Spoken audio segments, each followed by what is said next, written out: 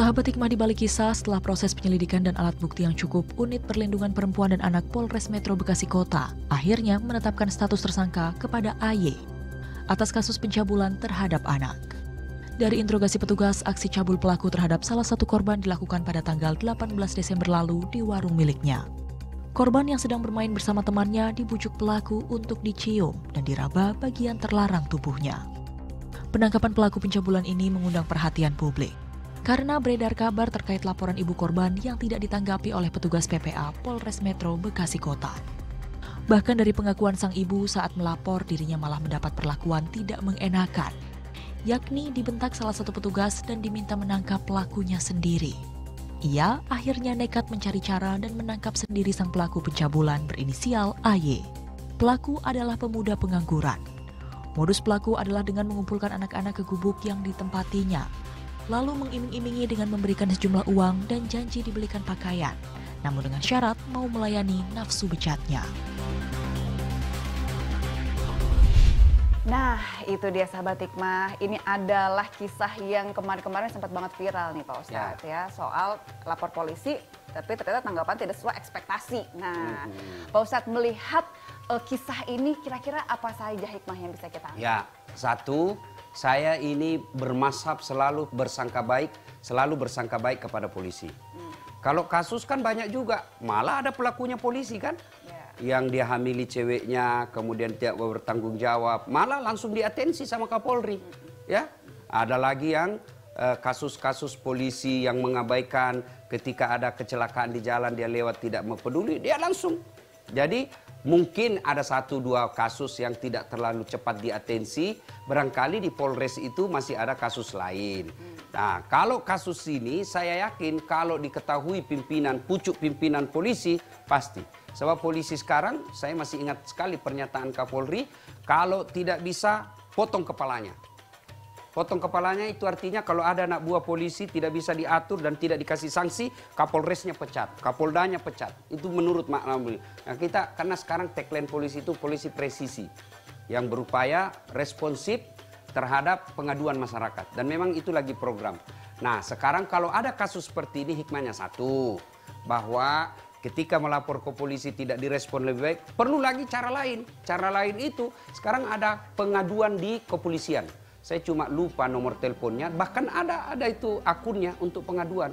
Sekarang kan bisa, misalnya masing-masing kan kita sudah punya akun-akun medsos, itu langsung apa sih namanya, di tag ke Mabes Polri, tag Kapolri, itu ada. Dan kalau memang itu saya sangat yakin sampai, dan biasanya langsung diatensi. Kalau memang itu kasus sangat pelanggaran HAM, pelanggaran hukum, pasti langsung diatensi. Nah, kasus ini mungkin belum maksimal yang dilakukan. Yang kedua, kalau tidak diatensi, maka kita masyarakat, ya kalau tadinya sendiri, kalau sudah tahu, maka wakil rakyat yang harus ikut terlibat seperti ini. Jangan sampai masyarakat main hakim sendiri. Dan banyak kejadian seperti itu. Bisa jadi kantor polisinya yang diserang ketika dianggap tidak responsif terhadap pengaduan masyarakat. Nah, berikutnya lagi dampak yang bisa terjadi ketika tidak direspon adalah rusaknya citra penegakan hukum. Kalau penegakan hukum sudah tidak dipercaya oleh masyarakat, kemana lagi masyarakat untuk mendapatkan keadilan hukum? Nah, saudara, hikmah yang terpenting lagi ketika kasus seperti ini menguat adalah kita orang tua harus mengambil pelajaran. Pelajaran apa? Ini banyak di antara kita orang tua terlalu sibuk cari nafkah, terlalu sibuk dengan kegiatan sosial. Bahkan ada yang lebih parah lagi, sibuk dengan medsos, anaknya kesetrum. Ya kan ada begitu. Terlalu sibuk dengan medsos, anaknya keceblos, masuk ke got. Nah, banyak kejadian seperti itu. Memang menjadi orang tua itu tidak gampang. Menjadi orang tua itu perlu ekstra perhatian kepada anak. Karena anak ini bukan hanya menjadi kebanggaan di dunia, bukan hanya investasi di dunia, tapi investasi sampai ke akhirat kelak. Ketika kita berhasil mendidik anak kita, memelihara anak kita dengan baik, maka di dunia dia bisa mengangkat martabat orang tuanya. Dari akhirat juga masuk di kubur, anak-anaknya selalu doakan. Dan ketika sudah sampai pada hari akhir kelak, anak ikut menjadi penyejuk dan penyelamat bagi orang tuanya. Ya, jadi orang tua kasus-kasus seperti ini ada kelalaian dari orang tua dalam pengawasan anak. Nah, Pak Ustadz, kalau misalnya kita tadi menyinggungnya ke ini Pak Ustadz, menarik tadi Pak Ustadz bilang kan ke soal main hakim sendiri. Kalau dalam Islam, main hakim sendiri ini ada haram. Main hakim sendiri haram. Ketika ada pelanggaran hukum, kembalikan kepada penegak hukum. Itu kan kalau kita kan dalam bayangan kita main hakim sendiri tuh kalau ketemu copet misalnya, wah langsung kita eksekusi gitu kan di lokasi gitu. Nah kalau misalnya main hakim sendirinya konteksnya di medsos Pak Ustadz. Ya. Kita menghakimi seseorang lewat komen, itu termasuk dosa nggak Pak Ustadz? Ya dia dosa ketika dia komen itu menghina orang, apalagi dia memfitnah. Fitnah itu kan tidak ada fakta, tidak ada bukti.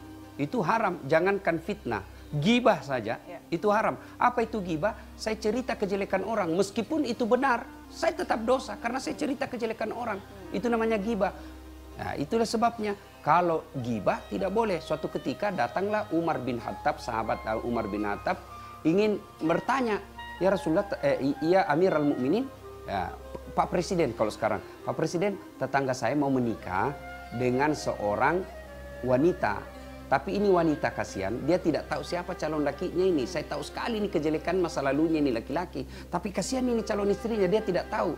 Ya Amirul Mukminin, apakah saya beritahu calon istrinya masa lalunya ini laki-laki? Umar marah. Kenapa kau yang apa hakmu? Kau tahu enggak siapa yang merahasiakan sehingga aibnya ini calon suaminya tidak ketahuan? Kau tahu siapa yang merahasiakan? Siapa yang menutup? Allah Subhanahu wa taala. Lalu kenapa kau yang ingin mengungkapnya? Barang siapa yang menutup aib saudaranya muslim di dunia, maka Allah juga akan menutup aibnya.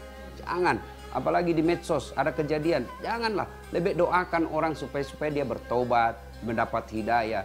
Wah, komenmu 1-2 menit tershare, tapi tanggung jawabnya sampai di akhirat kelak. Auzubillahi min dzalik. Masya Allah, itu dia sahabat hikmah. Kita kan pasti pernah sahabat ya, mendapati, membaca, mendengar, mengalami segala sesuatu itu baik atau buruk. Tapi kita akan menjadi orang yang paling bijak kalau kita bisa mengambil banyak pelajaran dan hikmahnya. Selalu percayalah sahabat, selalu ada hikmah di balik kisah. Saya Rahma dan Ustadz Dasyat pamit. Assalamualaikum warahmatullahi wabarakatuh. Waalaikumsalam warahmatullahi wabarakatuh.